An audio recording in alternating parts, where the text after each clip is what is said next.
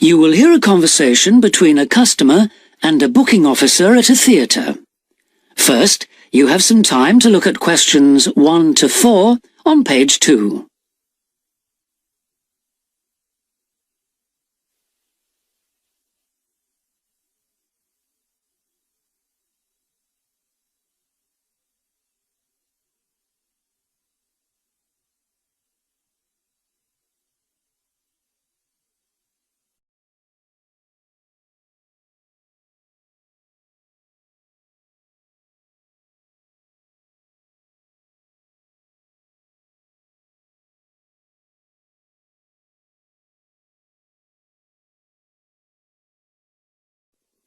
Now we shall begin. You should answer the questions as you listen, because you will not hear the recording a second time. Listen carefully and answer questions 1 to 4. Hello, Theatre Royal Plymouth? Oh, hello. I'd like to make a booking, please. Yes. What is it you want to see? The Imposter. Right. And which day did you want to come? Friday the 25th. Just a moment and I'll check availability on the computer. Oh, sorry, we're fully booked for that performance. Oh dear. What about the following day then? The 26th? Yes, that's okay. We've got 2 performances on that day, one at 3:30 and one at 7. Which would you prefer? Oh, the later one, please. How many people? Well, there are 4 of us. Are there any concessions? Any children? Oh, I'm not sure. My daughters are 15 and 12. Do they get concessions? Only the 12-year-old, I'm afraid. So that's 1 child and 3 adults. Any idea where you'd like to sit? Stalls or circle? Tickets for the stalls are a bit more expensive. £12 for adults and £8.50 for children. The circle costs £10.50 and £6.50. Do you get a good view from the circle? Oh, yes. And in fact, we've got some seats left at the front, if you'd like those. Right. We'll go for those then. Right, that's seats A21 to 24 then. They're very good seats. That sounds fine. So let's see, that comes to £38 altogether for the tickets. How do you want to collect them? Shall I put them in the post? They'd be sent today by first-class mail and there'd be an additional charge of £1 to cover postage and administration. Or do you want to get them from the box office yourself? Oh, yes. Could you send them, please? No problem. That'll be £39 altogether. Before you hear the rest of the conversation, you have some time to look at questions 5 to 10 on page 2.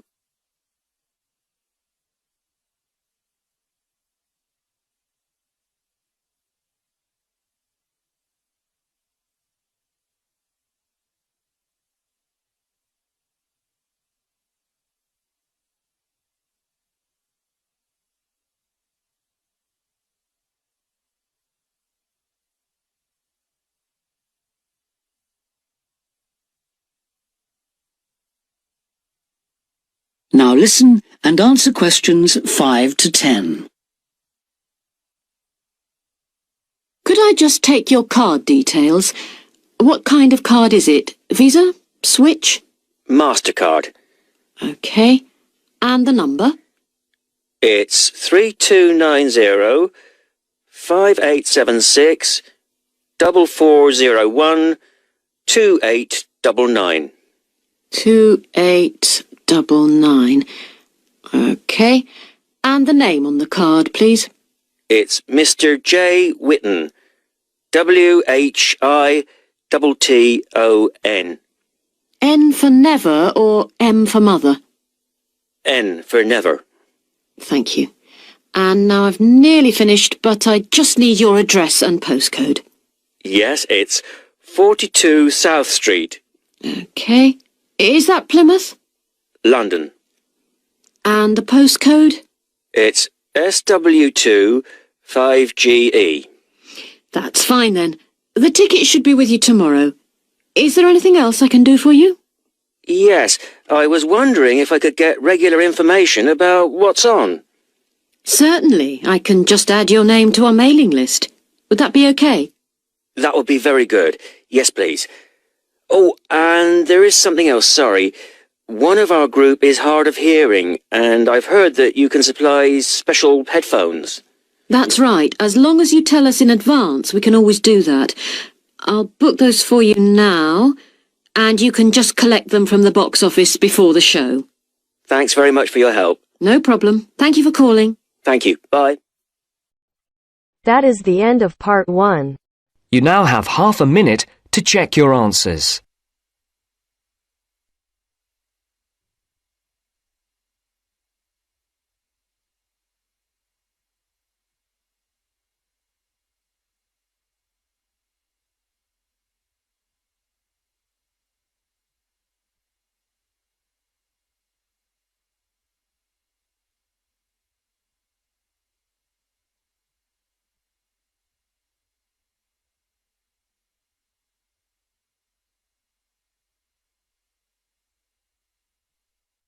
Now turns to part 2. Part 2.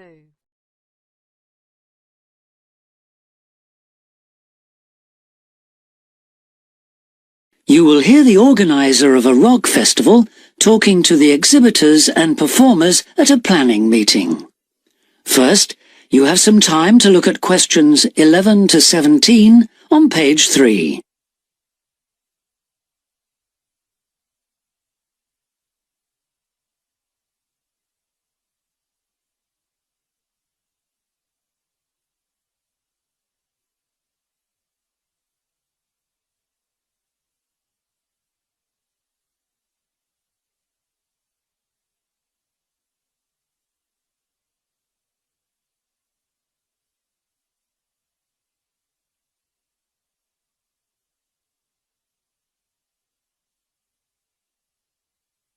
Now listen carefully and answer questions 11 to 17.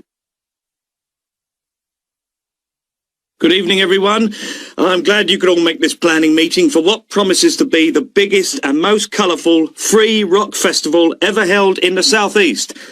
So whether you're a performer, a craft exhibitor or an artist, we all extend a big welcome to you. Could we turn first to the plan so I can familiarise you with the layout of the site, which, as you know, is an old football stadium. We're really lucky to have so much space this year.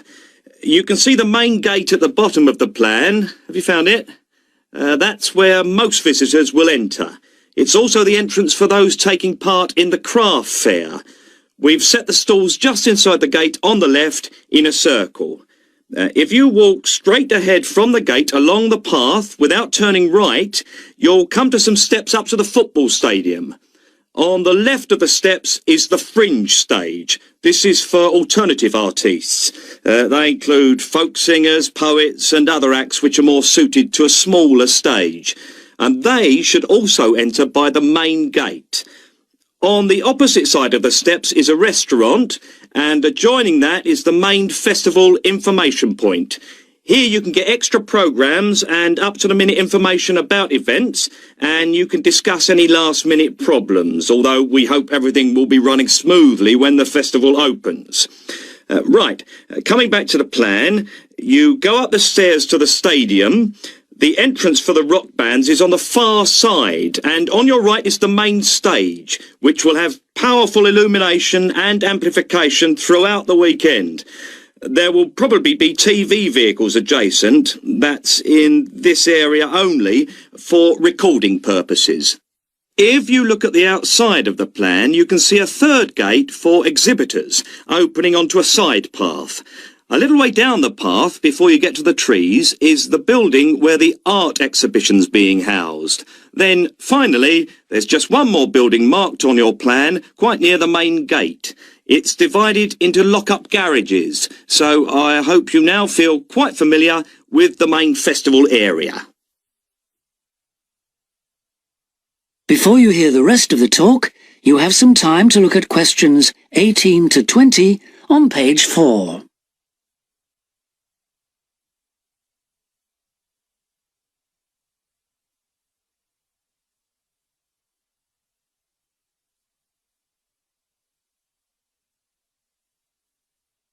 Now listen and answer questions 18 to 20. We also hope that you'll have received your welcome pack. In it you should find 2 parking tickets for yourself and anyone assisting you, an armband to indicate that you are an official visitor, one of our brilliant yellow badges with the new festival logo, a festival programme, and several sheets of information that we'd ask you to study carefully before the event. Please could you note that all setting up of stalls, displays and so on should be completed by 9:30 a.m. and that, unfortunately, we won't be able to allow any vehicles to enter the festival area after that time. Yeah, it's a big site, but even a few vehicles parked in the wrong place can block the paths. With crowds of people, and we are expecting several thousand, this can merely be a nuisance, but if there's an emergency and access for an ambulance is blocked, the situation will become not just annoying, but also dangerous. And don't forget, it could be your mother or your child who needs help. Several exhibitors and craftspeople have asked us if any provision can be made for overnight storage of tables, chairs and display items rather than having to take them home and bring them again. We're pleased to say that a limited amount of space has been made available in the building near the main gate.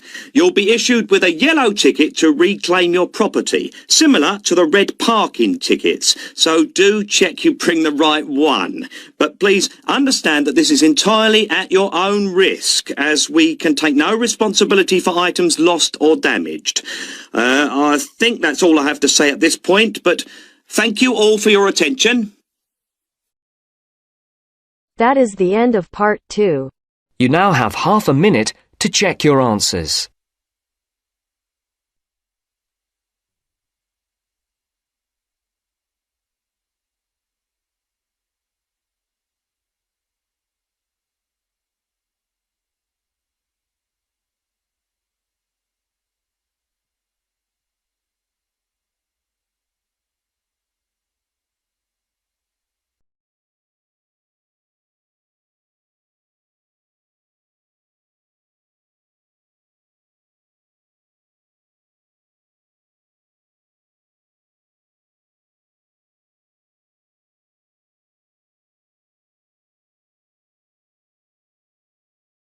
Now turns to part 3. Part 3. You will hear Lara and Tommy, 2 students, talking about their book club. First, you'll have some time to look at questions 21 to 24.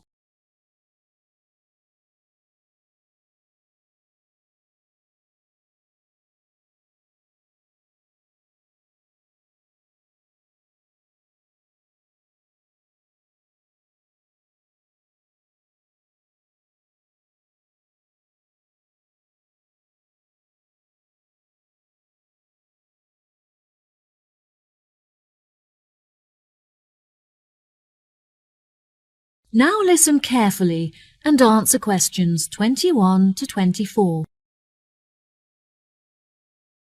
Hi, Tommy. I haven't seen you for ages. How have you been? Oh, hi, Lara. I'm great.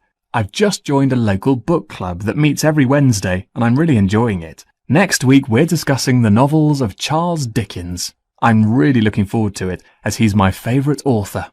Yes, absolutely. His novels are wonderful. I attended Dickens' book club too. Would you like to do a practice session with me in preparation for your meeting? Sure, that sounds great. Let's start by discussing the main characters in David Copperfield and the ways in which they're affected by the events of the story as it develops. What do you think of Rosie? I think that she's a really sweet character in the beginning, but as the story progresses, she becomes bitter because of how her relationships had turned out in the past. That's true. Her sisters all marry and live happily ever after, but she ends up alone. It is very interesting to see how deeply the change in her personality affects her relationships. What is your opinion of Florrie? I find her very manipulative. She seems intent on seeking attention, so whenever she wants something from her family members, she persistently acts in a very silly manner, just like a kid. Unfortunately, many people do not realise this, and so they give her the attention that she's seeking, which only encourages her to continue behaving this way. Yes, Florrie is the complete opposite of Lizzie. Lizzie is very sensitive, and she has a true perceptiveness into how people are feeling and how they behave, which enables her to act appropriately towards them. She is very kind and generous and cares about how people feel. That's true, and I really like her character too. My least favourite character is Estelle, because she acts so selfishly and gets enjoyment from making others suffer. Unfortunately, there are many people like her in the world who intend to make others feel like this. It's interesting how you can associate so many of the characters with people that you know in real life. I think that the reason why Dickens is so good at creating deep and believable characters is because he understands human mentality. Before you hear the rest of the conversation, you'll have some time to look at questions 25 to 30.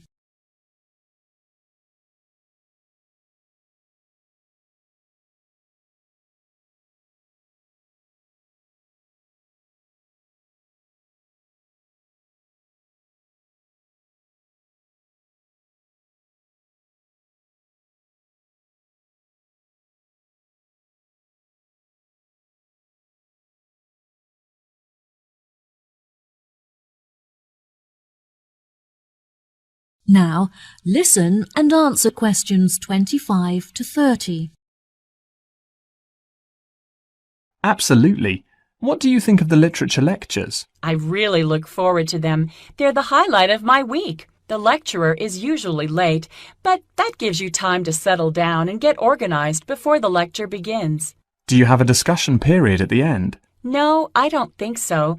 We're meant to, but since the lectures often begin late, this means that there is no time left for a conversation about the lecture. I think this is a real shame, because it really helps you to gain a good understanding of the books when you hear other people's opinion of it. What about your lectures?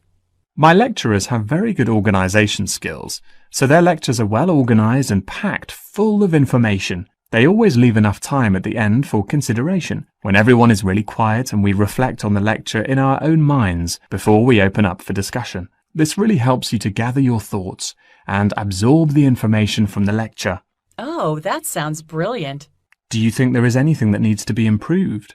My experience of the course overall is really brilliant, but I feel there are many improvements that could be made to it. The IT support staff are great, but there are just not enough computers available for the numbers of people that need to use them. Every time that I need to use a computer, I have to queue up for at least 15 minutes. I find that the librarians are really helpful and approachable. However, the equipment is just not good enough. Whenever I need to use the photocopying facilities, for example, most of the machines are really old and slow, which means that you have to wait for ages for them to work. It's really frustrating because I'm often stretched for time. Perhaps we should start a petition to encourage the university to improve their facilities. That sounds good. What do you think of the group discussions? I really enjoy them. Since the class groups are so small, everyone gets to have their say and contribute thoughts to the conversation, so the classes are really effective. The only issue is that it's very difficult to find an opportunity to meet up, since everyone has such busy schedules. Yes, definitely.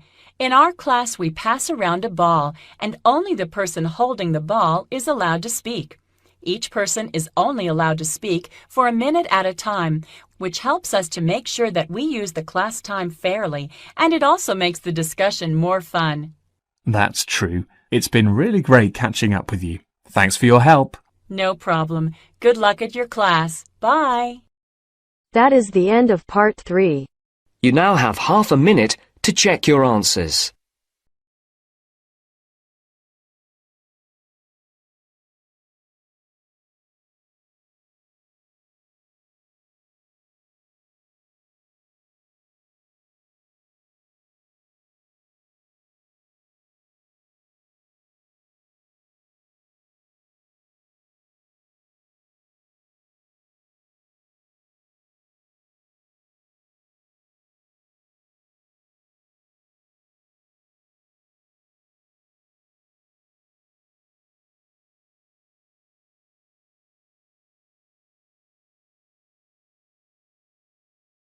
Now turns to part 4.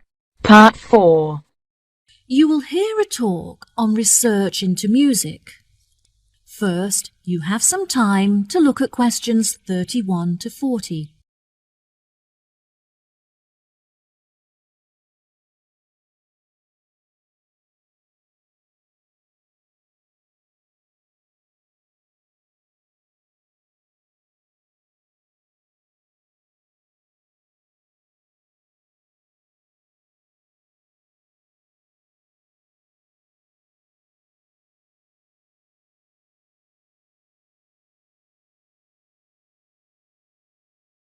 Now, listen carefully and answer questions 31 to 40. Today we're going to delve into the fascinating history of music in Britain and the evolution that it experienced throughout the duration of the 18th and 19th centuries. During the second half of the 18th century, Britain experienced an industrial revolution, during which its manufacturing industry underwent a major transition from hand production methods to the use of machinery. This sudden boom in the industry drew thousands of people into the cities, where they knew they'd be able to find jobs in the factories, working with or maintaining the machinery. This sudden influx of people into the cities did not just come from the surrounding countryside, but also from other poorer nations in search of a better life. Between 1800 and 1900, the population of England increased by 4 times. This mass immigration from different nations and areas of the country resulted in a variety of cultural influences meeting and mixing to form a new, more diverse culture. With this new culture came a new style of music. Prior to the Industrial Revolution, music had originally been written to reflect the hard, labour-intensive life in all kinds of industries when all work had to be done by hand. Most people resided in small rural communities where their lives revolved around farming. Life for the average person was difficult, as incomes were meagre, and malnourishment and disease were common. Despite the difference in nationalities of the people and the variety of musical genres, all of the music shared one common language, English. As many were unable to write, the songs were a means for the people to give voice to their experiences and feelings about their hard and laborious jobs. Most of the music written by the workers during this period has been lost, as a result of illiteracy and the wear of time. Now, you may be asking yourselves how these small musical works were formed. The roots of most of these groups can mostly be traced back to the younger members of the working classes, who were perhaps rebelling against the inferiority of their living and working conditions compared to those of the upper classes. Young performers would often lead these musical trends, usually possessing a great talent for singing or playing particular handmade instruments. As time progressed into the 19th century, these musical groups had gained much notoriety and would hold small performances in the street for all to watch. It was perhaps their blind optimism and rebellious spirit that led them to become so popular with their audiences, which were usually made up of the poorest of the poor. Despite efforts by the upper classes to put an end to these musical traditions, they continued to gain popularity and flourish. By the late 1870s, they had evolved past the barrier of the social echelons and gained access to the middle class. Performances were held in proper establishments such as village halls, and some were even ticketed, with audiences paying a fee for the privilege of watching. Music produced by these groups were better recorded, and some is still preserved today in museums. The music of these groups may not exist in the present day, but its influences are still clear if you look closely enough. In classical culture, for example, many of the themes and theatrical performances are still based on the lives and experiences of the working classes both prior to and following the Industrial Revolution. The novel entitled Les Miserables by Victor Hugo, for example, is a novel about the French working classes and is still widely popular today. The original recordings of the music written during these periods are now hugely valuable due to the demand from avid collectors and enthusiastic fans. Many of these recordings are publicly owned and displayed in museum exhibits. However, a selection are still privately owned and occasionally appear for sale in auctions, often reaching prices in the hundreds of thousands. Well, that just about wraps the lecture up for today, so if anyone has any questions... That is the end of part 4. You now have half a minute to check your answers.